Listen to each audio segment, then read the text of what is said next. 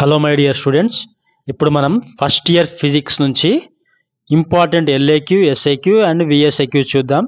So ఇవి మీరు చదివితే కనుక ఖచ్చితంగా 60 out of 60 వచ్చే ఛాన్సెస్ 100% ఉంటుంది. సో ఫస్ట్ మనము ఇందులో ఉన్న క్వశ్చన్స్లో చూద్దాం. ఇప్పుడు మనం ఫస్ట్ వర్క్, ఎనర్జీ అండ్ పవర్లో 8 మార్క్స్ క్వశ్చన్స్ చూద్దాం. ఇప్పుడు ఫస్ట్ క్వశ్చన్ చాలా important, conservation of energy. So law of conservation of energy మీరు ఫస్ట్ చదవండి. తర్వాత వచ్చేసి work energy theorem and third one వచ్చేసి కొలిజియన్. సో ఈ మూడు ఇప్పుడు మనం ఆసిలేషన్లో ఉన్న 8 మార్క్స్ చూద్దాం. సో ఆసిలేషన్లో టూ క్వశ్చన్స్ ఉంటాయి.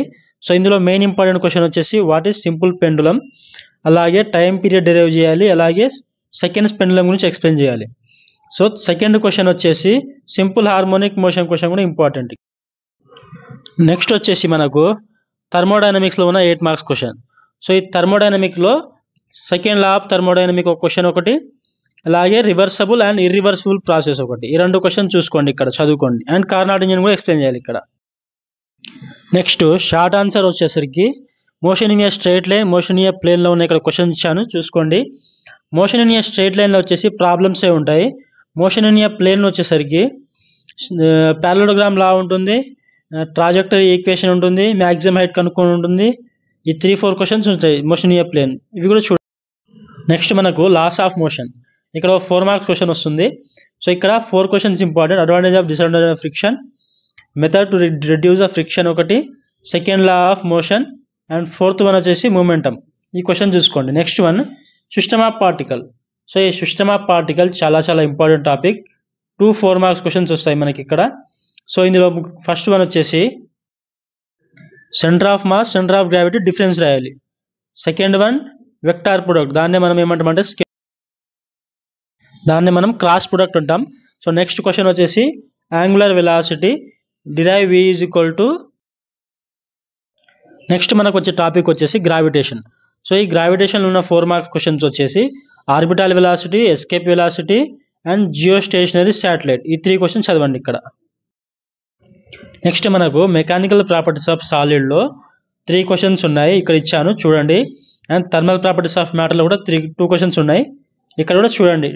ఈ thermal properties of matter, mechanical properties of సాలిడ్లో ఫస్ట్ 1 క్వశ్చన్ చాలా ఇంపార్టెంట్ క్వశ్చన్స్ అవి రెండు చదవండి.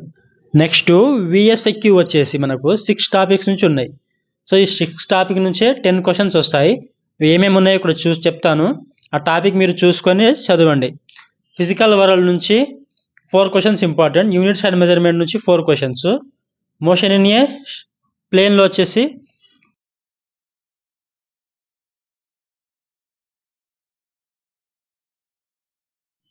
నెక్స్ట్ మనకి లాస్ ఆఫ్ మోషన్.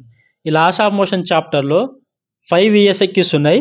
ఈ 5 విఎస్ఐక్యూ చూసుకోండి. నాకు నెక్స్ట్ టాపిక్